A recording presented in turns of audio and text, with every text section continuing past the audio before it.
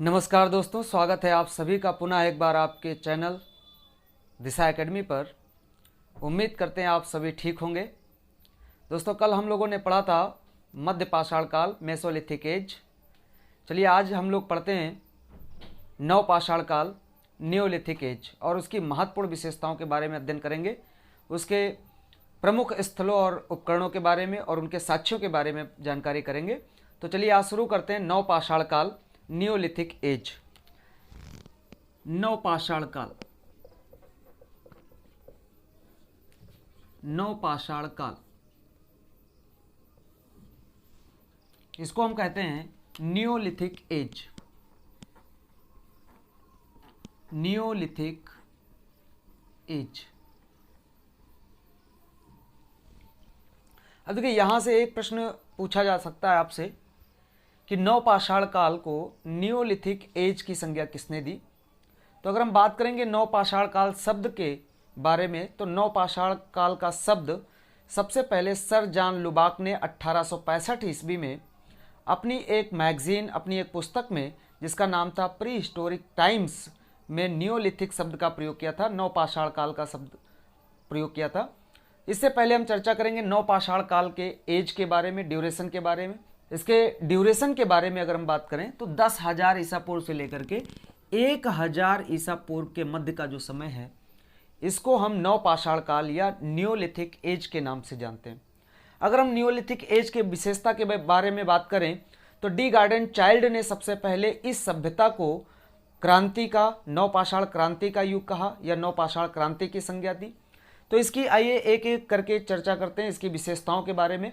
सबसे पहले अगर हम बात करें नवपाषाण काल के बारे में, तो नवपाषाण काल का जो शब्द इस्तेमाल किया सबसे पहले, यानी शब्द का जो प्रयोग हुआ, नवपाषाण या नियोलिथिक शब्द का जो प्रयोग किया गया, वो 1865 ईस्वी में, 1865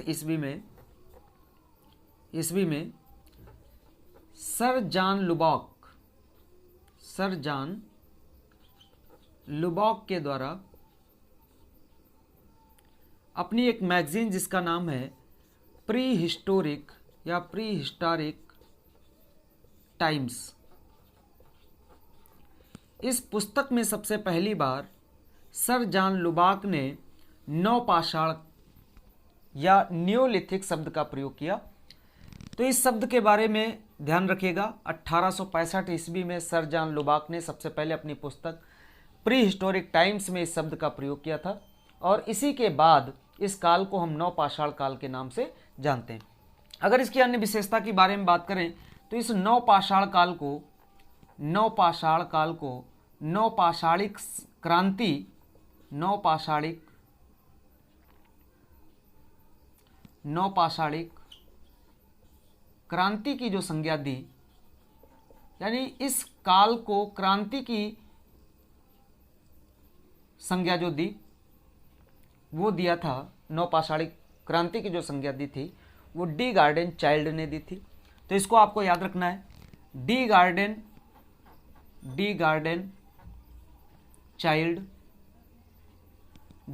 चाइल्ड ने नवपाषाण काल को नवपाषाणिक क्रांति या नवपाषाणिक संस्कृत के नाम से संज्ञा दी।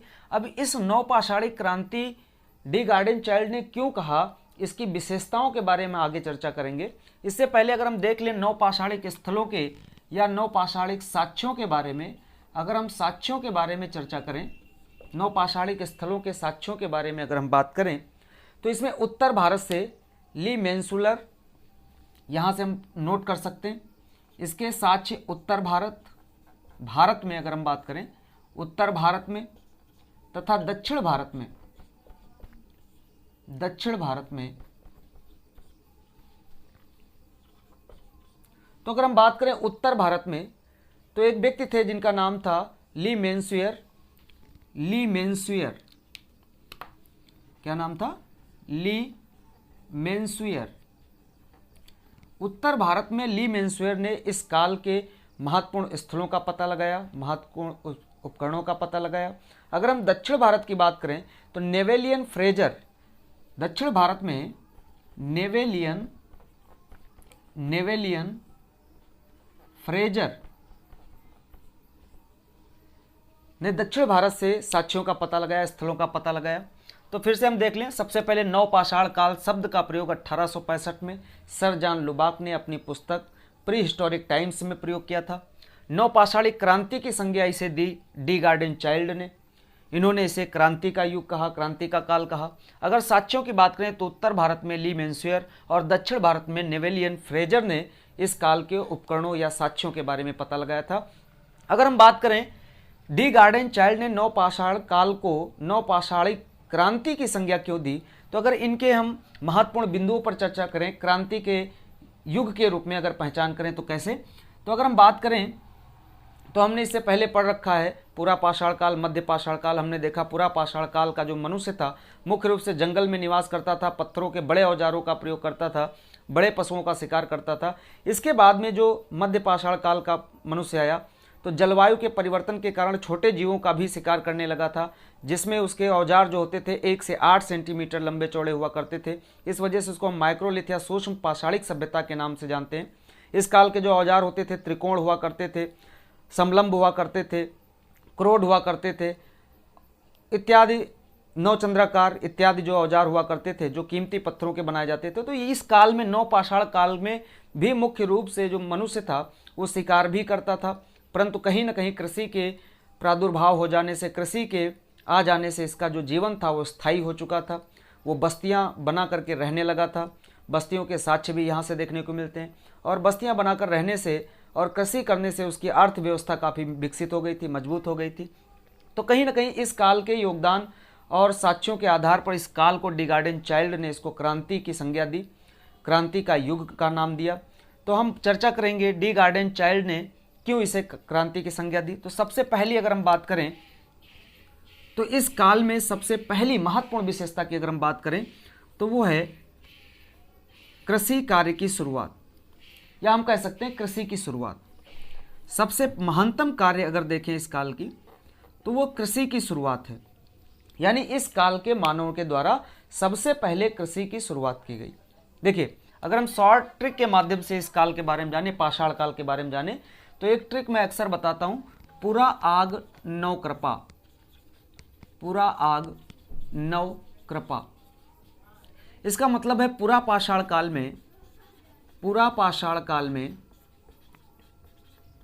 मनुष्य ने आग की खोज की थी, आग की खोज कर ली थी। यानी आप कह सकते हैं, आपने जब पढ़ा तो उच्च पूरा पाषाण काल के मानव के द्वारा आग की पहचान कर ली गई थी, परंतु इसका प्रयोग व्यापक स्तर पर जो देखने को मिला वो मध्य पाषाण काल में देखने को मिला, जहाँ से हमको कई आवास के भीतर से भट्ठियाँ यानी चूल्हे की भट्ठियाँ प्राप्त हुई, सामुदायिक भट्ठियाँ प्राप्त हुई। तो पूरा पाषाण काल से आग की खोज हुई थी। और नौ पाषाण काल से अगर हम बात करें, नौ कृपा से, तो क्रा से होता है कृषि और पा से होता है पहिया।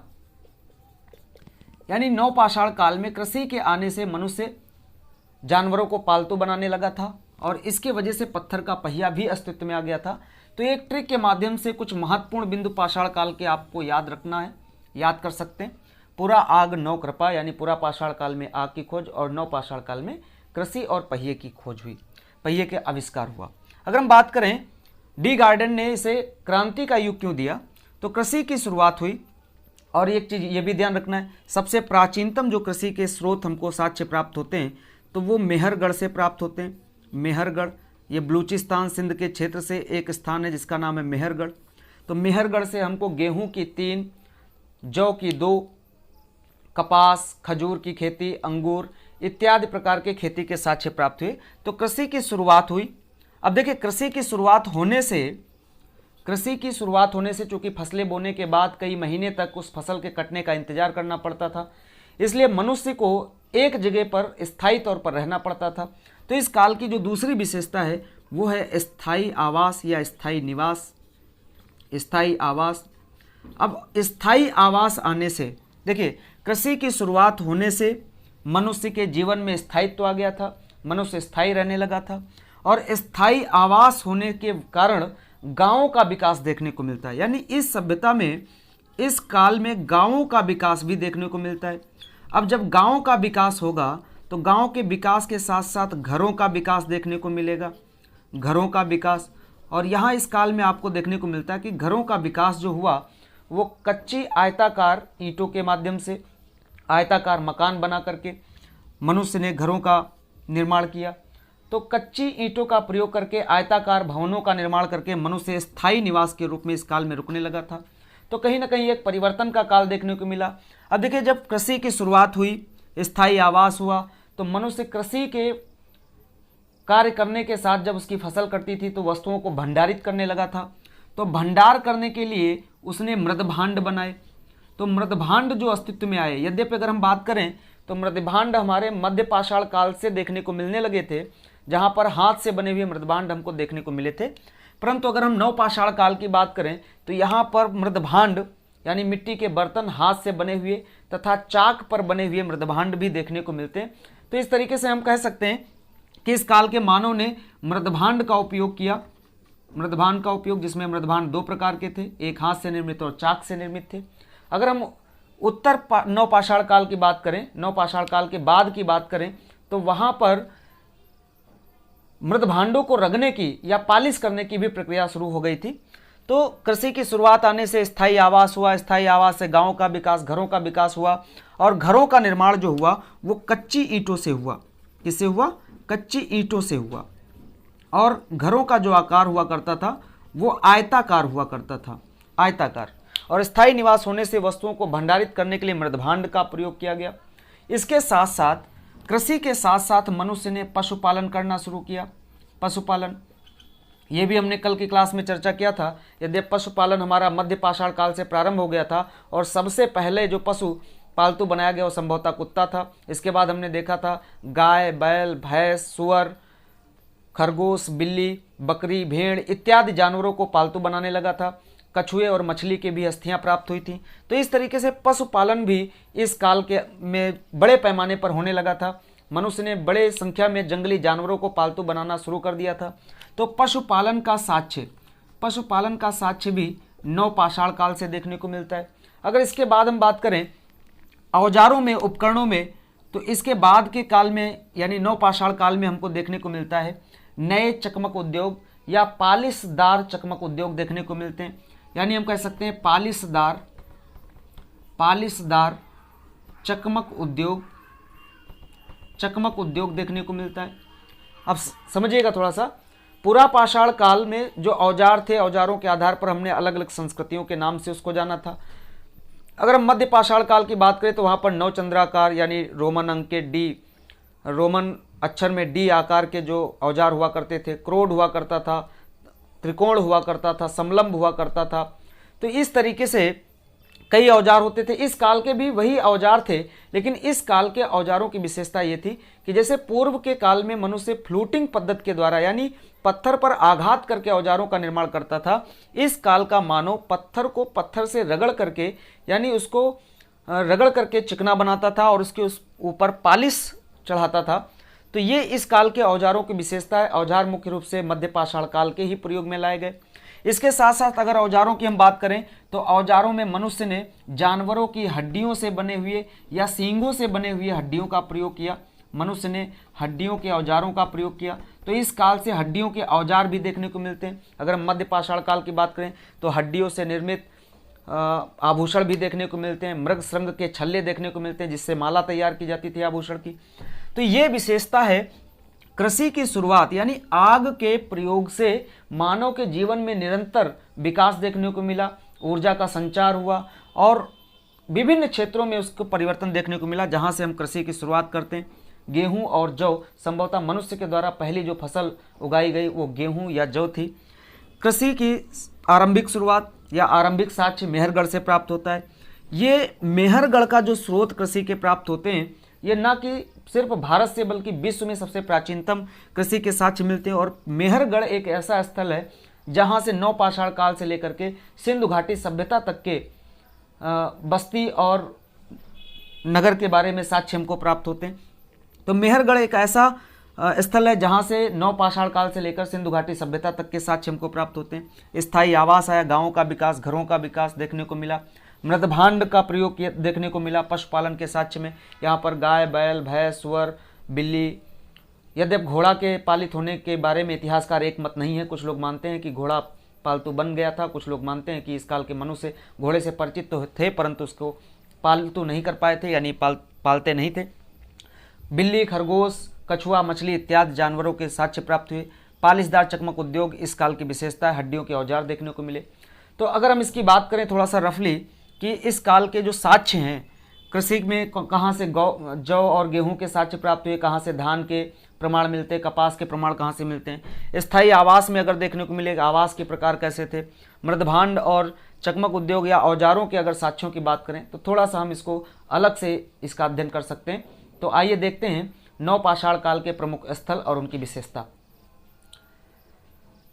आइए देखते हैं नवपाषाणिक स्थलों की विशेषताएं। तो अगर हम मैप के माध्यम से थोड़ा सा स्थलों और उनकी विशेषताओं के बारे में अध्ययन करें, कोई ज़्यादा विशेषता नहीं है, जो प्रमुख नगर हैं उनके बारे में एक एक दो दो जो स्रोत हैं, जो साक्ष्य हैं, उनके बारे में अध्ययन करेंगे। तो अगर मैप के माध्यम से देखें तो स्रोत में देखते हैं, आइए देखते हैं।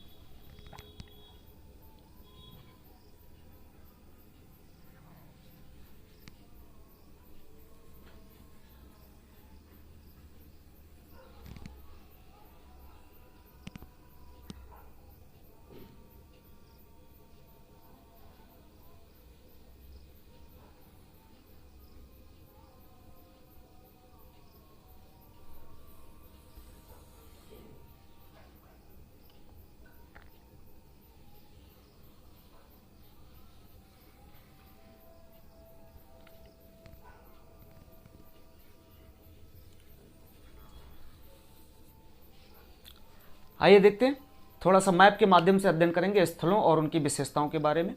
अगर हम सबसे पहले बात करें जम्मू कश्मीर से, तो जम्मू कश्मीर से दो स्थलों के बारे में जानकारी मिलती है। नवपाषाणिक स्थलों में दो स्थलों के बारे में जानकारी मिलती है। सबसे पहला है बुर्ज होम और दूसरा है गुफ कराल। तो अगर हम बात करें बुर्ज होम, सबसे पहला कौन सा है? बुर्ज होम, बुर्ज होम, और दूसरा है गुफ कराल, गुफ कराल। अब अगर हम इनकी बात करें, इनके बारे में जानकारी करें, तो देखिए सबसे पहले 1935 में बुर्ज होम की अगर विशेषता की बात करें तो 1935 ईस्वी में डी टेरा और पीटरसन के द्वारा, डी टेरा व पीटरसन के द्वारा इसकी खोज की गई, बुर्ज होम की। तो 1935 में डी टेरा व पीटरसन के द्वारा खोज की गई। अगर हम इसकी दूसरी विशेषता की बात करें तो बुर्ज होम का अर्थ होता है जन्म स्थान, यानी इसका अर्थ क्या होता है? जन्म स्थान। बुर्ज होम का अर्थ होता है जन्म स्थान। बुर्ज होम जो है नवपाषाण कालीन स्थलों में आरंभिक स्थलों के रूप में जाना जाता है, और बुर्ज होम से जो भी साक्ष्य प्राप्त हुए वो नवपाषाण काल से लेकर के सैंधो सभ्यता तक के भी कुछ साक्ष्य हमको देखने को मिलते हैं। यहाँ से मानव के साथ कुत्ते के दफनाए जाने के साक्ष्य प्राप्त हुए,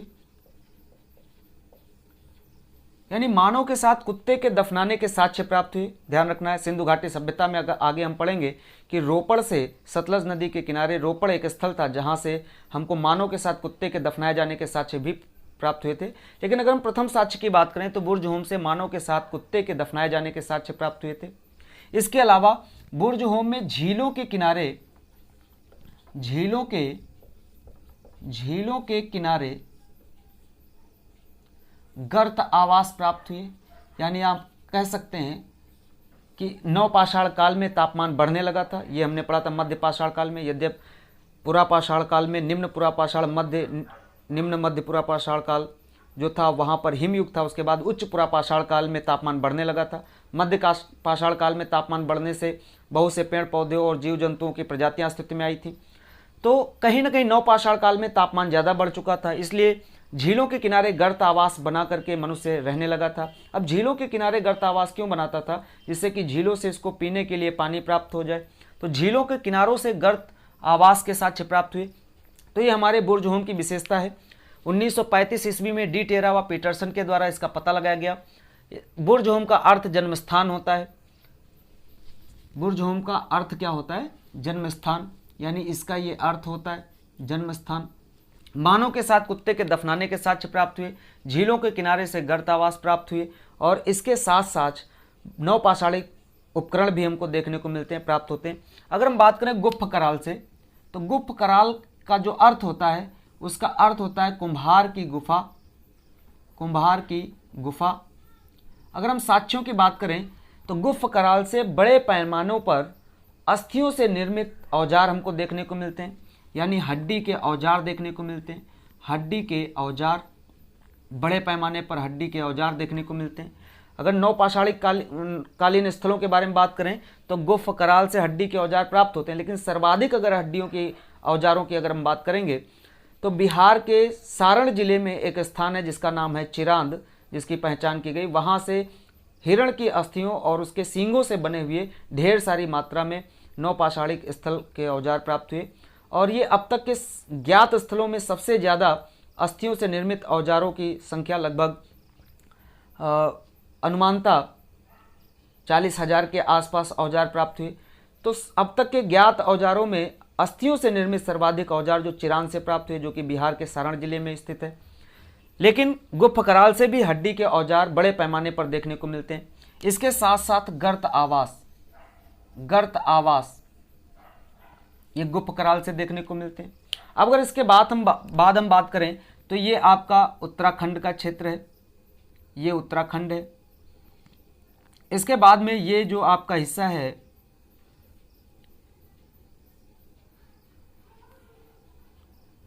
ये उत्तर प्रदेश, उत्तर प्रदेश से कई स्थलों के बारे में जानकारी प्राप्त होती है। एक तो इलाहाबाद के निकट कोलडिहवा से, दूसरा इलाहाबाद के निकट चौपानी मांडो से, और तीसरा है महगरा। तो उत्तर प्रदेश के 3 स्थल आपको याद रखना है। पहला स्थल उत्तर प्रदेश का कोलडिहवा, कोलडिहवा,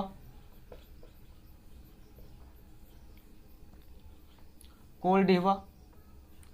दूसरा अगर हम बात करें इसी के निकट कोलडिहवा के अलावा चौपानी मांडो, चौपानी मांडो ये एक मध्य पाषाणिक स्थल भी है, चौपानी मांडो। और तीसरे अगर स्थल की बात करें तो महगरा, महगरा या मैगड़ा भी लिखा मिलता है, महगरा या मैगड़ा भी लिखा मिलता है। तो उत्तर प्रदेश के ये 3 स्थल हैं, कोलडिहवा, चौपानी मांडो, महगरा। अगर हम बात करें कोलडिहवा से तो कोलडिहवा से धान की खेती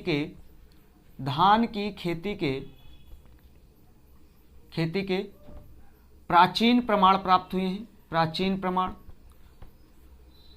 यद्यपि अगर हम बात करें नवीन शोध के अनुसार तो लगभग उत्तर प्रदेश के संत कबीर नगर जिले से 8,000 वर्ष पहले या ईसा पूर्व के धान की खेती के प्रमाण प्राप्त हुए। तो ये नवीन शोध का विषय है कि संत कबीर नगर उत्तर प्रदेश से 8,000 ईसा पूर्व के धान की खेती के प्रमाण प्राप्त हुए। लेकिन अगर हम बात करें नवपाषाण काल में तो कोलडिहवा से धान की खेती के प्राचीनतम प्रमाण प्राप्त हुए हैं, धान से उगाने के प्राचीनतम प्रमाण है। और ये बल्कि ना कि भारत में बल्कि ये विश्व में धान की खेती किए जाने के सबसे प्राचीनतम प्रमाण हैं। अगर हम बात करें चौपानी मांडो से तो चौपानी मांडो से मृदभांड प्राप्त हुए, जो कि नवपाषाण काल नहीं बल्कि विश्व में सबसे प्राचीनतम मृदभांड के साक्ष्य देखने को मिलते हैं। तो चौपानी मांडो से मृदभांड देखने को मिलते हैं, मिट्टी के बर्तन देखने को मिलते हैं चौपानी मांडो से। और सबसे प्राचीन यानी प्राचीनतम मृदभांड देखने को मिलते हैं।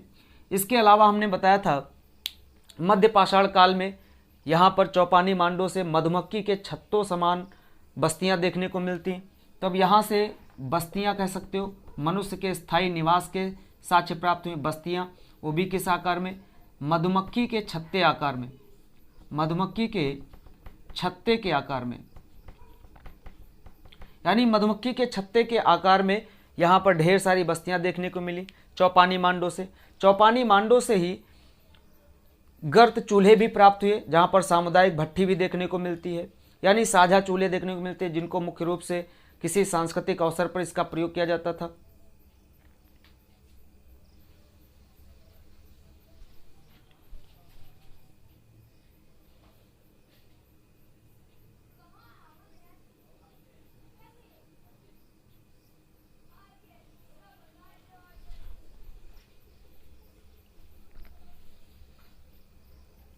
एक बार पुनः देख लीजिए। जम्मू कश्मीर के बुर्ज होम और गुप्त कराल से नवपाषाणिक स्थलों के बारे में पहचान की गई। बुर्ज होम से की खोज की गई थी 1935 में डी टेरा और पीटरसन के द्वारा की गई थी। बुर्ज होम का अर्थ होता है जन्म स्थान। मानव के साथ कुत्ते के दफनाने के साक्ष्य प्राप्त हुए। झीलों के किनारे से गर्त आवास प्राप्त हुए। दूसरा है गुप्त कराल, जिसका अर्थ होता है कुम्हार की गुफा। यहाँ से हड्डी के औजार बड़े पैमाने पर देखने को मिले। गर्त आवास देखने को मिले। यद्यप चिरांद नामक स्थान से सर्वाधिक अस्थि औजार हमको प्राप्त हुए। हड्डियों, हिरण के सींग से बने हुए औजार प्राप्त हुए। अगर हम उत्तर प्रदेश की बात करें तो उत्तर प्रदेश के कोलडीवा से धान की प्राचीनतम खेती के प्रमाण मिले, जो कि पूरे विश्व में सबसे प्राचीनतम धान की खेती के प्रमाण हैं। चौपानी मांडो से प्राचीनतम मृदभांड, जो कि सबसे प्राचीन मृदभांड के रूप में जाने जाते हैं। मधुमक्खी के छत्ते के समान बस्तियां देखने को मिलती हैं और यहीं से गर्त चूल्हे भी देखने को मिलते हैं, यानी भट्ठियां देखने को मिलती हैं। सामूहिक भट्टी या सामुदायिक भट्टी भी देखने को मिलती है। गर्त आवास के भी साक्ष्य प्राप्त होते हैं। गर्त आवास के भी साक्ष्य प्राप्त होते हैं और इसके साथ साथ सूक्ष्म पाषाणिक औजार भी देखने को मिलते हैं। तो ये चौपानी मांडो से ये विशेषताएं हैं। अगर हम बात करें महगरा की, तो महगरा से पशुपालन व गौशाला के साक्ष्य प्राप्त हुए, यानी पशुओं के पालित होने और एक बड़ा पशु बाड़ा देखने को मिलता है, गौशाला देखने को मिलता है महगरा से। तो महगरा उत्तर प्रदेश से है, जहाँ से पशुपालन के प्राचीनतम साक्ष्य या पशुओं को पालित करने का एक पशु बाड़ा भी प्राप्त हुआ। पशु बाड़ा की खोज की गई महगरा से। इसके साथ साथ महगरा से धान व जौ, गेहूं की खेती के साक्ष्य प्राप्त हुए। आप कह सकते हैं खेती के प्रमाण प्राप्त हुए। खेती में धान, जौ व गेहूं के प्रमाण प्राप्त हुए। तो ये विशेषता है महगरा की। उत्तर प्रदेश के साक्ष्यों में देखें, कोलडीवा से धान की खेती के प्राचीनतम प्रमाण, चौपानी मांडो से मधुमक्खी के छत्ते के समान बस्तियां, मृदभांड प्राचीनतम, गर्त चूल्हे, गर्त आवास देखने को मिले। इसके अलावा महगरा से अगर हम बात करें तो महगरा से पशुपालन के प्राचीनतम साक्ष्य प्राप्त हुए। पशुओं का एक बाड़ा प्राप्त हुआ। खेती में धान, जौ और गेहूं के साक्ष्य प्राप्त हुए। तो ये हमारी विशेषता थी। इसके साथ साथ एक और विशेषता आती है महगरा में, वो आती है गोलाकार झोपड़ी। गोलाकार झोपड़ी, पशुपालन, पशुबाड़ा, खेती में धान, जौ व गेहूं और गोलाकार झोपड़ी के साक्ष्य प्राप्त हुए। अगर हम बिहार में बात करें तो बिहार में एक स्थान है जिसका नाम है चिरांद। चिरांद मुख्य रूप से बिहार में सारण जिला का एक स्थल है चिरांद, जहां से 1962 में वीके सिन्हा ने कुछ औजारों की खोज की और ये औजार मुख्य रूप से 5 संस्कृतियों को बताने वाले औजार थे, या 5 सांस्कृतिक कालों के उपकरणों के बारे में जानकारी वीके सिन्हा को प्राप्त हुई। 1962 में इसका उत्खनन किया। यहाँ से बड़े पैमाने पर उपकरण खोजे गए जो कि अस्थि तथा हिरण की सींगों से बने हुए थे।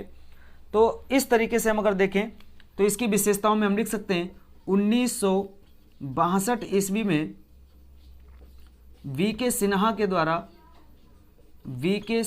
द्वारा इसका उत्खनन किया गया। बड़े पैमाने पर अस्थि औजार, यानी सर्वाधिक अस्थि औजार यहीं से प्राप्त हुए थे।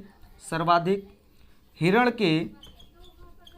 हिरण के सींग से बने औजार, हिरण के सींग से बने औजार देखने को मिलते हैं। तो ये विशेषता थी चिरांद बिहार का मुख्य रूप से सारण जिला है। सारण जिला, ध्यान रखिएगा, बिहार के सारण जिला से 1962 में वीके सिन्हा ने यहाँ से उपकरणों की खोज की। अस्थि औजार सर्वाधिक मात्रा में यहाँ से प्राप्त हुए। हिरण के सींग से बने हुए औजार प्राप्त हुए थे और चिरांद से 5 संस्कृतियों के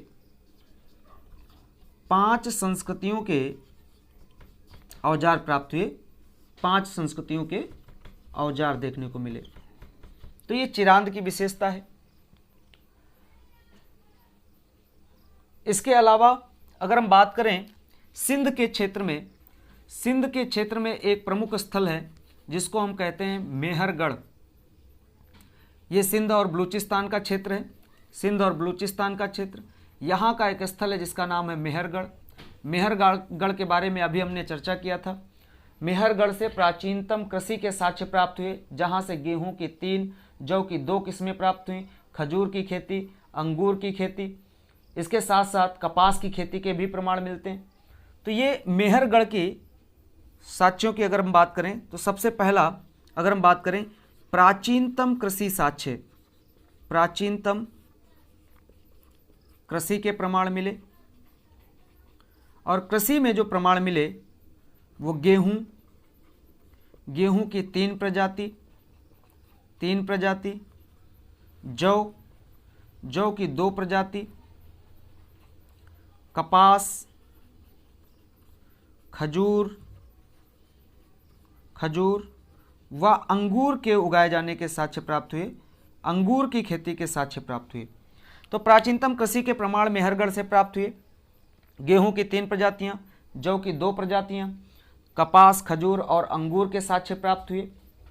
अगर हम इसकी बात करें कृषि के प्रमाणों की, तो कृषि यहाँ से कृषि के 7000 ईसा पूर्व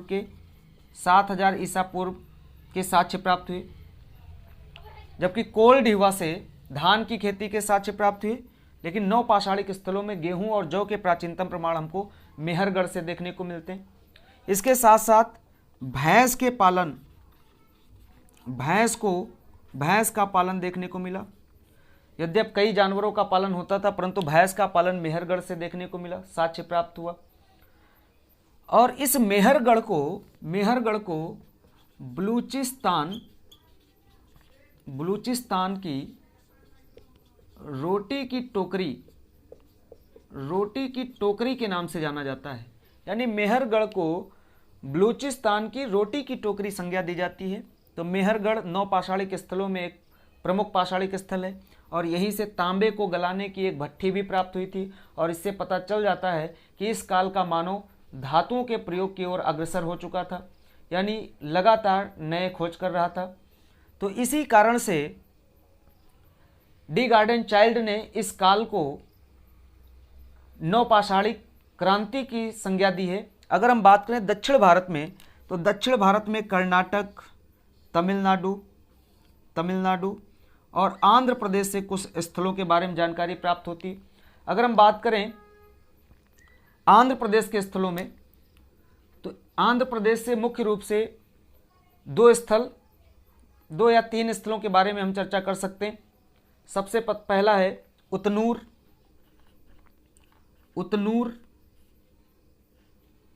दूसरा है नागार्जुन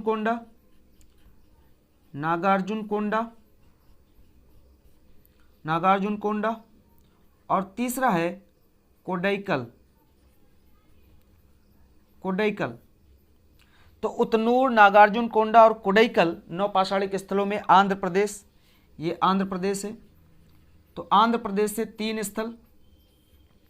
तमिलनाडु से अगर हम बात करें तो पोयमपल्ली, माफ कीजिएगा, तमिलनाडु से पोयमपल्ली, यहां से पोयमपल्ली,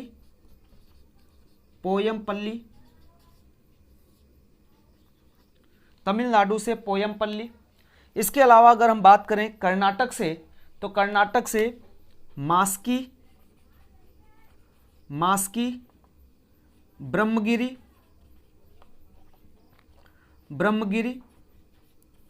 संगनकल्लू,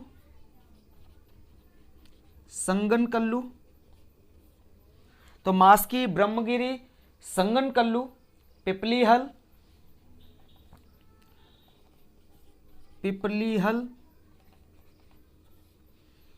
मास्की, ब्रह्मगिरी, संगनकल्लू, पिपलीहल, टिक्कलकोटा और कोडाइकल। टिक्कलकोटा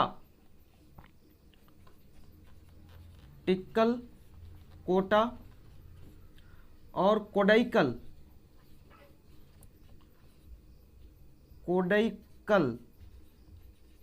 देखिए, अगर हम बात करें आंध्र प्रदेश में तो कोडाइकल है, अगर हम कर्नाटक की बात करें तो कोडाइकल है।